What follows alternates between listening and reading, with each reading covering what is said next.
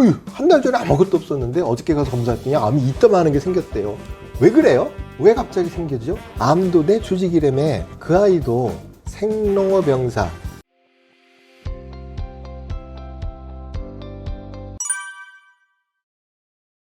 오늘의 주제는 암이에요. 암만이 아니라 암은 현 시점에서 가장 난제입니다.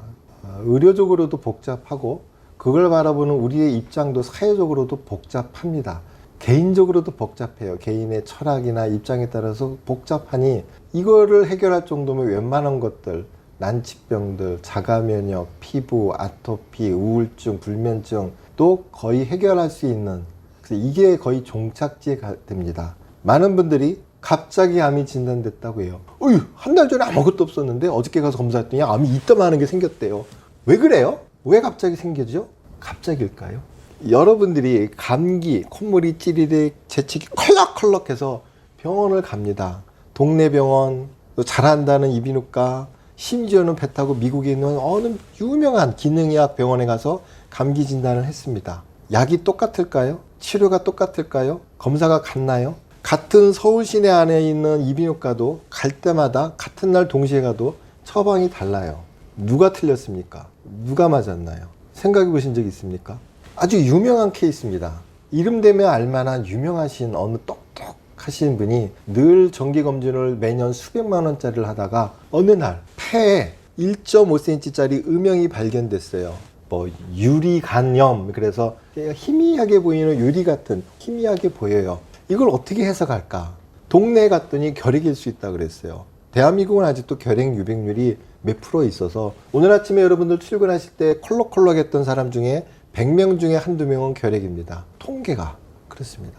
그러니까 한국에서는 젊은 사람이 저렇게 폐에 음영이 보이면 결핵이 걸렸었다거나 현재 있을 수 있으니 결핵 치료하는 걸 통계상 먼저 권하기도 합니다. 왜? 다짜고짜 그러면 저걸 조직검사할까요? 그러기엔 투머치하다. 나이를 고려하고 상황을 고려하고 나라를 고려하고 증상을 고려해서 그 사람의 경제적인 것도 고려해서 그래? 좀 두고 볼까? 이런 식의, 그러니까 어떤 정해진 답이 있는 게 아니라 적절한 상황을 정리하는 것, 불확실성을 없애는 것입니다. 하여 이 여자분은 저걸 들고서 대한민국에 있는 빅3, 빅5 아무튼 다 친한 친구들이 거기에 교수들이니 가서 오피니언을 다 받았어요. 3땡땡, S땡땡, 서울땡땡. 그들의 의견이 같아요? 다 달라요. 누구는 그냥 결핵일 수도 있으니 적극적으로 두고 보자. 이른바 그 뜻은 일단 지금 당장 뭘 하진 않지만 얘가 어떻게 되는지 한 달 단위로 3개월 단위로 추적하면서 그에 맞춰서 조치를 하자. 또 어떤 의사는 이거는 내가 볼 때는 암의 어떤 한 종류야. 아직 젊으니까 빨리 떼어내자. 어떤 게 정답인지 정답을 알고 싶으십니까? 암은 스페이스 인베이더, 감기가 아닙니다. 감기와 암의 차이를 아시나요? 감기는 외부에서 들어온 균이에요. 내게 아니었어요. 그래서 면역으로 억제할 수 있어. 그러나 암은 밖에서 들어온 게 아니에요. 원래 내 몸 안에 있던 어떤 내 세포가, 내 조직이 어떤 조건, 스트레스를 받았어, 담배를 폈어, 내가 술, 담배를 너무 했어 등등 해서 그 한 마리가 티깍 맛이 가서 암세포화 돼서 그 한 마리가, 한 개가 이제 더블링 하기 시작하는 겁니다. 1, 2, 4, 8, 16, 32, 64, 108 쭉쭉쭉쭉쭉쭉 그렇게 약 30번을 더블링 해야 비로소 1cm짜리 덩어리가 됩니다. 그 안에 1cm 안에는 10의 90개의 암세포가 있습니다. 그 정도 돼야 그때서야 비로소 사람 눈에 확장형인 엑스레이나 CT나 페트나로 보이기 시작하는 거죠. 우린 그때서야 우와, 암이 갑자기 생겼어요. 그러나 그 밑을 보면 암은 이미 오래전부터 더블링하기 시작했습니다. 갑자기 우리의 눈에 보인 것이지 갑자기 생긴 것은 아닙니다. 그런데 문제는 여기서부터 이 1cm짜리가 조금만 더 더블링하면 갑자기 왕 애들 크는 것처럼 마치 봄에 잡초 크듯이. 그래서 사람들은 갑자기 발견됐고 마구마구 갑자기 커진대요. 빨리 자란대요. No, nine. 그렇지 않습니다. 그 아이들은 크는 속도가 일정합니다. 그 속도로 더블링 하는데 우리 눈엔 갑자기 후후후후후 커지는 것처럼 보일 뿐이에요. 내비뒀더니 갑자기 커졌어요. 항암을 해도 줄지. 우리의 착시, 수 있어요. 우리도 생로병사가 있는 것처럼 암도 내 조직이라며 그 아이도 생로병사, 생겨서 커져서 성숙하고 죽는 길이 있어요.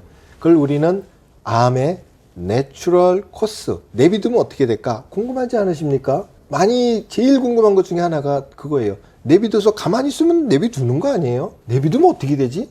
드뭅니다. 이걸 본 사람이 많지가 않지만 옛날에는 이 기록들이 있었어요. 그걸 우리 암의 생로병사라 해요. 보시다시피 하나의 세포가 우두두두두두 1, 2, 4에서 빠르게 일정하게 증식해서 빌어서 우리 눈에 보이고 그때부터 축축축축 커지는데 그 눈에 보이는 시점에서 검사를 뭐 CT, MR, 엑스레이, 페트를 하고 눈에 보이는 걸 없애기 위한 치료가 표준 치료, 수술, 항암, 방사선 등등등등등등 이에요. 보이지 않는 건 어떻게 하지? 그게 요즘의 숙제죠. 보이는 건 뜯어내든 뭐 항암을 하든 방사선을 없앴어. 끝?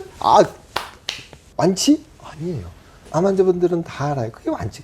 눈에 안 보일 뿐이지. 눈에 보이는 것만 없앴다면서요. 나 안 보이는 건 어떡하지? 암 환자들은 늘 그게 고민이고 불안해하는 게 그 부분이에요. 그래서 그걸 없애기 위해서 뭐 면역을 치료하네, 산에 들어갔네, 풀을 뜯어먹네, 어싱을 했네, 면역이 좋은 걸. 그래서 그 미세암에 대한 이야기가 앞으로 향후 미래 암 치료의 숙제고, 그걸 알기 위해서 진단도 치료도 뭐 AI를 위한 미세암 진단, 돌아다니는 암세포의 찌꺼기를 찾아내는 기술, 그걸 없애기 위한 어떤 치료들이 많이 나오고 있죠. 두 개를 분리해서 생각해야 합니다. 급한 건 알겠으나 아무리 급해도 빨리 되는 건 없습니다. 그래서 얘기한 것처럼 암이 그 3cm짜리, 1cm짜리가 눈에 보였어. 그때부터 우리 암이 진단됐다고 하고, 공식적으로 어디 검사하면 CT만 찍고 조직검사에서 암이 나왔어? 당신이 이제 공식적인 암 환자. 달라요. 동거하는 거와 사실혼과 우린 부부애하고 신고하는 게 다른 것처럼 내가 암이 있는 거와 나라에서 그걸 인정해줘서 특례 산정을 해주고 진료비를 깎아주고 보험금을 주고 하는 건 다른 얘기예요. 행정적인 이야기예요. 그쵸? 그래서 진단 이후에 암이야 어떻게 하면 좋아 하지요. 근데 그 진단 시점이라는 게 현재 2024년 한국이라면 한 1cm짜리까지는 진단이 돼요. 뭐 자주 했을 때. 그러나 좀 더 기술이 좋은 뭐 피검사에서 눈에 안 보이는 것까지 진단하면 진단의 시점이 좀 더 이르게 되겠죠.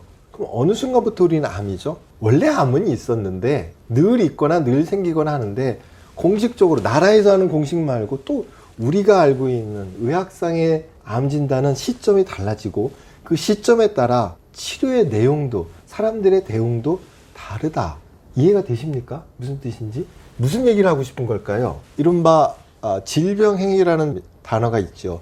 disease behavior. 같은 감기 바이러스인데 한국 사람들이 감기에 걸렸을 때 하는 행동과 미국 사람이 하는 행동과 인디언이 하는 행동이 달라요. 행동이 달라요. 문화가 달라요. 대응이 다른 거야. 옳고 그름의 문제가 아니에요. 감기 바이러스는 하나야. 근데 나라마다 누구네는 꼬치에다가 소주에다 고춧가루 콱 해서 막 먹고 자는 사람도 있고, 영국 사람들은 술만 디립다 먹고 디비져 자는 데도 있습니다. 옳고 그름의 문제인가요? 그렇지 않습니다. 그렇다는 거예요. 답이 있는 건 아닙니다. 그리하여 말씀드리고 싶은 것은, 소반부의 그 젊은 여성분이 1.5cm를 발견했을 때 우리는 자기 생각만 해. 현 시점에서 한국에서 이걸 어떻게 하지만 생각하지만, 만약에 아프리카 오지였다면 똑같은 상황으로 내비뒀을 거예요. 뭐 구슬하든 추상이 와서 기도를 해주든 평소처럼 생활했을 거예요. 만약에 먼 미래 일찌감치 피 한 방울로 그게 생길 걸 확실할 수 있는 상황이 됐다면 그 시점에서 또 다른 치료를 했겠죠. 다를 수 있다. 그러니까 현 시점에서 뭔가 해야 된다는 어떤 강박관념, 뭔가 완벽한 방법이 있다고 찾는 그런 것보단 좀 더 이걸 내가 어떻게 대처하지? 옳은 답을 찾기보단 어떻게 내가 해야 될지를, 자기 위치, 자기 경제적인 거, 종교적인 거, 자기가 어느 나라에 있는지, 심지어 주위 사람까지, 자기를 돕는 사람이 있는지, 이런 거. 그래서 암은 하나지만 대응하는 게 여러 가지이다. 기술에 따라서 질병이 달라진다 얘기가 있죠. 질병, 암. 그렇지만 이미 이거는 눈으로 보였을 때 얘기고, 미병, 아직 생기지 않은 기간이 있고, 건강한 게 있어요. 그래서 이거 어디에 포커스를 맞춰서 나는 건강 행위를 할 것인가, 암을 없앨 것인가, 건강할 것인가, 건강하기 전에 예방할 것인가에 따라서 우리가 조치할 수 있는 게 어디까지 할 수 있는가, 해야 하는가를 판단할 수 있습니다. 같은 병이라도 상황에 따라서 다르다는 얘기를 먼저 하고 싶었던 겁니다. 정답을 찾기 위해서 막 피눈물 나게 다 찾아다니시는 분들을 보면서 느꼈던 겁니다.